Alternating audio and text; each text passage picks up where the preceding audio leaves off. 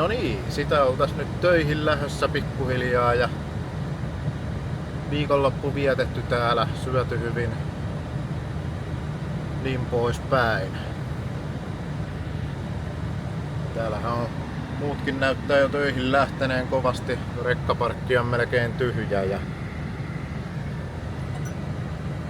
sitten tämähän maksoi, tai ei varsinaisesti maksanut, mutta täällä saa pysäköidä vuorokauden ilmaiseksi, kun käyt syömässä, kuluttamassa tuohon ravintolaa vähintään oliko 22,50 €, niin sulla on ilmanen pysäköinti. Ja mullahan nyt tuossa on kuitit lauantailta,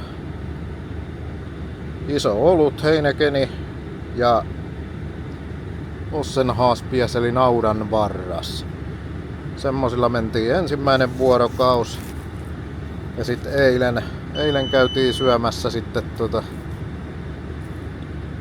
tomaattikeitto alkupalaksi, sitten snitseli ja alas huuhdottiin luonnollisesti Heinekenin isolla oluella. Eli yhteensä mitä näistä nyt tuli? Vähän reilu 50 maksoi tää viikonloppu tässä. Mut ei mitään. Mä rupeen tästä tekee kuule töihin lähtöä.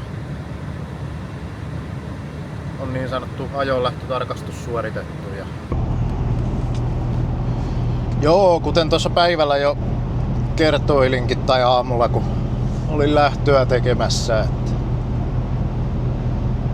saattaa olla vähän hektinen päivä, niin oli vähän hektinen päivä, että siinä tuli kukkia lastattua, keräytyy 9 paikasta sieltä Länsi-Hollannin puolelta ja siinä meni oma aikansa ja sitten on tossa puhelin soinut enemmän kuin tarpeeksi tässä ajellessani. Ei tossa kerennyt pätkää yhtään sen enempää sitten kuvailee, mutta parempi myöhään kuin ei milloinkaan. Eikö se tällä ei mee? Ja tosiaan, nyt ollaan jo Hampuri ohitettu ja ollaan menossa kohti Travemünden satamaa. Viedään tää kukkakärry irtoperäksi, se lähtee sitten yön laivalla kohti Suomenmaata ja on sitten 30 tunnin päästä suurin piirtein Suomessa ja sen sitten joku meikäläisen kollega purkaa. Ja tässä on nyt semmonen kuvio, kun tää on jätetty tää kärry irtoperäksi, niin mä ajelen satamasta pihalle, menen lippuluukulle ja lähden itse nupilla pelkällä Ruotsin maalle laivalla, eli mennään tuosta Travemündestä Malmöseen ja se laivamatka kestää karvan vajaa 9 tuntia. Sitten huomenna kun ollaan aamupäivästä Malmöseen päästy, niin siitä olisi sitten tarkoitus ajella pikkusen siihen Malmön yläpuolelle ja pitää heti siinä sitten taas 9-tuntinen tauko ja ootella. Mulle tuodaan sitten Saksasta lentorahtikärry, minkä mä otan siitä illalla perään ja lähden sen kanssa jatkaa sitten kohti Tukholmaa ja sitä kautta Suomeen. Tää on vähän tämmönen erilainen kuvio nyt tällä kertaa, mutta tää on ihan mukava. Itse tykkään todella paljon tulla Ruotsin kautta takaisin Suomeen täältä mantereen puolelta. Ja monesti tosiaan mennään tosta Travesta Malmöseen laivalla ja ajetaan siitä sitten joko Tukholmaa tai Kapellskäriin ja sieltä Suomeen. Tai sitten vaihtoehtoisesti, että Saksasta ajetaan Tanskaan ja sieltä sillan ylitte sitten Malmöseen ja siitä taas Ruotsin lävitte sinne Tukholman seutuville ja laivalla sitten Suomeen. No niin, sitä alkoi satama häämöttää ja kuten tuossa sanoinkin hetki sitten, niin käydään tää kukkakärry viemässä irtoperäksi ja kurvaillaan sitten sen jälkeen takas porttien ulkopuolelle ja ajetaan tuohon Ruotsin laivan lippuluukulle hakea sitten itelle lippu. Niin päästään tuohon meidän rakkaaseen naapurimaahan risteilemään yön mittaan.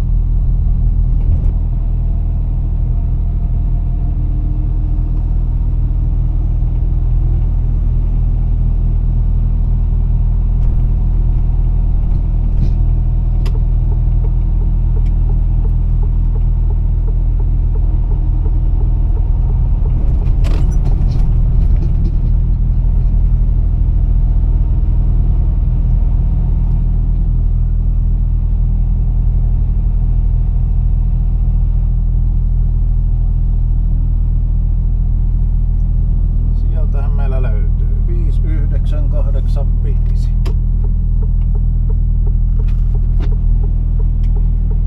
Jos täältä vielä löytyisi joku vapaa rakonen, mihinkä jättää tää perävaunu.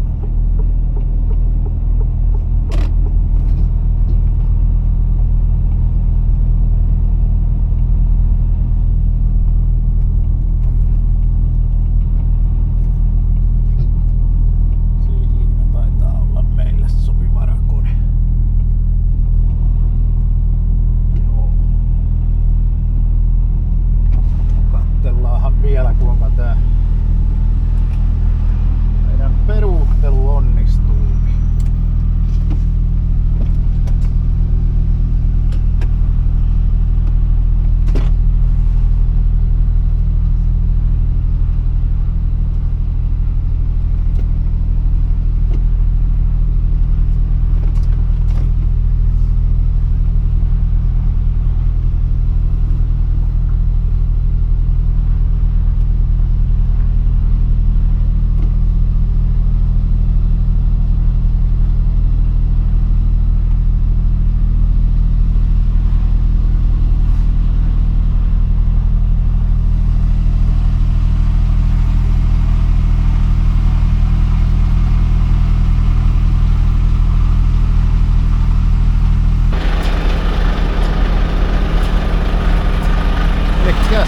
Ensimmäisenä täältä avataan vetopöytä.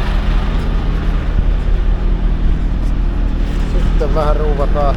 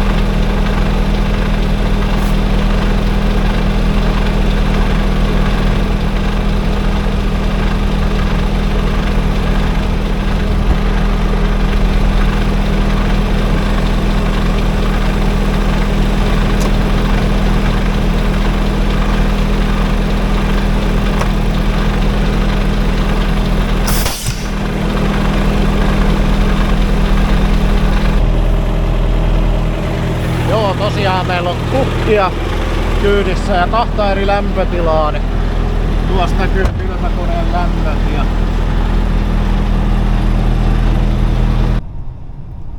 joo, sinne olisi nyt kärry jätetty ja niin kuin äsken sanoinkin, niin käydään tuosta ajetaan sataman porteista ulos ja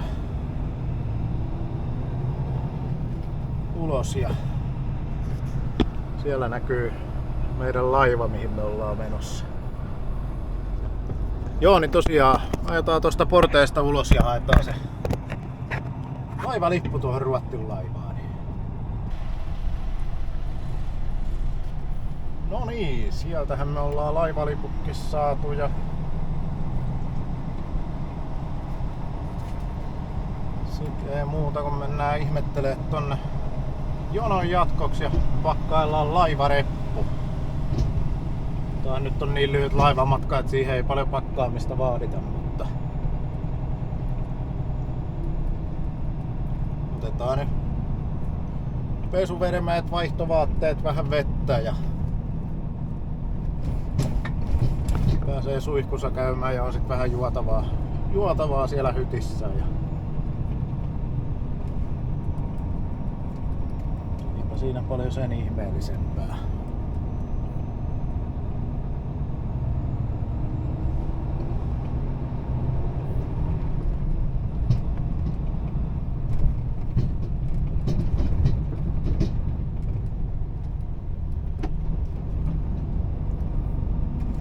Sataman veijoilla kova kiire pitää.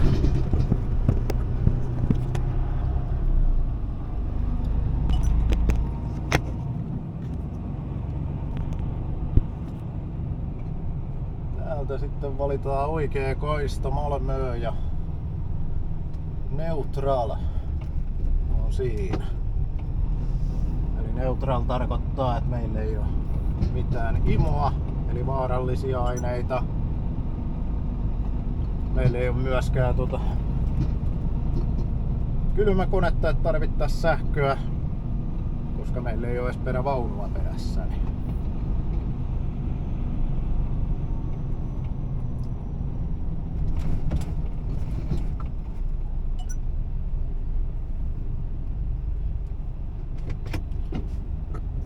Joo, nythän me vartoillaan tässä sitten.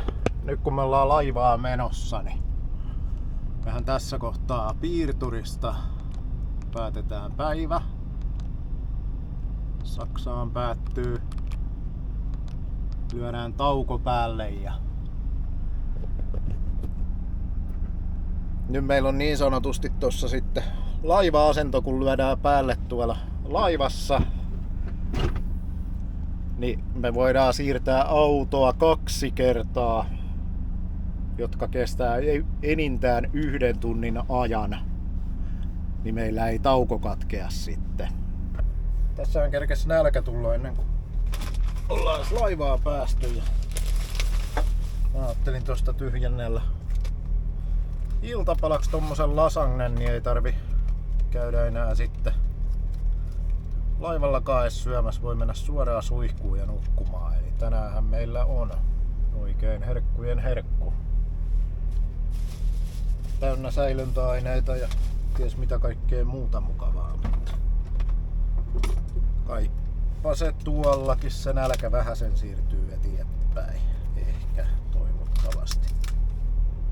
Joo, tässä hyvä puoli sitten, että jos siltä näyttää, että ei siirry, niin eiköhän me nyt tuolla ainakin laivaa asti pärjätä ja voidaan siellä sitten mennä yöpalalle, jos halutaan. Taidan kyllä jättää välistä. Jos ihan rehellisiä ollaan, niin tässä Ruotsin ja Saksan välillä olevalla laivalla, niin noi ruuat ei ole ihan sieltä parhaasta päästä. No niin, sieltä olisi meidän kurmeeväs valmistunut. Sehän olisi noinkin herkullinen, että vedään siihen vähän tämmöstä Lidlin ketsuppia vielä kyytipojaksi, jos se siitä edes hiukkaa sen paranis. Noin. Tuossa aikaisemmin sanoin, että siellähän se laiva on, mutta valehtelin teille. Ei se ollut, se oli tuo Helsinkiin menevä laiva. Mutta siellä se nyt kovaa tahtia peruuttelee laituriin, niin karkea arvio on, että tunnin verran joudutaan vartoilemaan.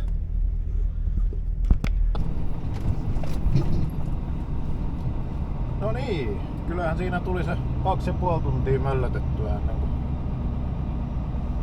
pääs laivaa ajaa, mutta nyt oltais menossa.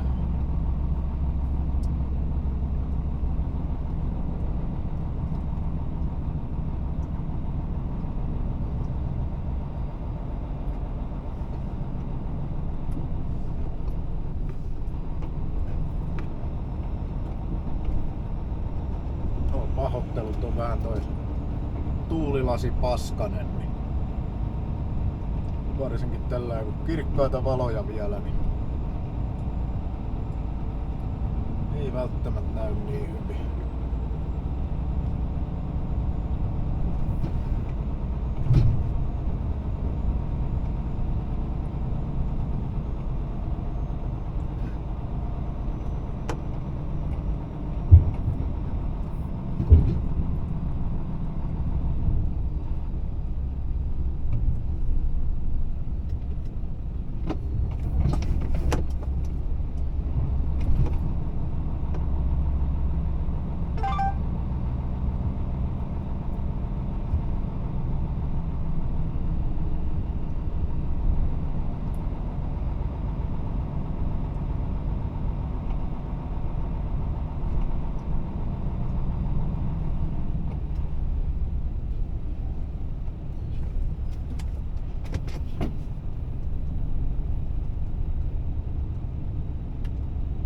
Joo. Sehän olisi sitten siinä. Mä heitän tuossa laivakassin selkään ja lähden kattelemaan löytyykö hyttiä.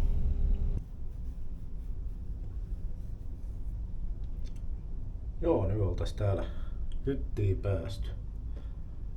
Vaimana toimii vanha luotettava Finnpartneri. Ja tää on tosiaan vanha paatti.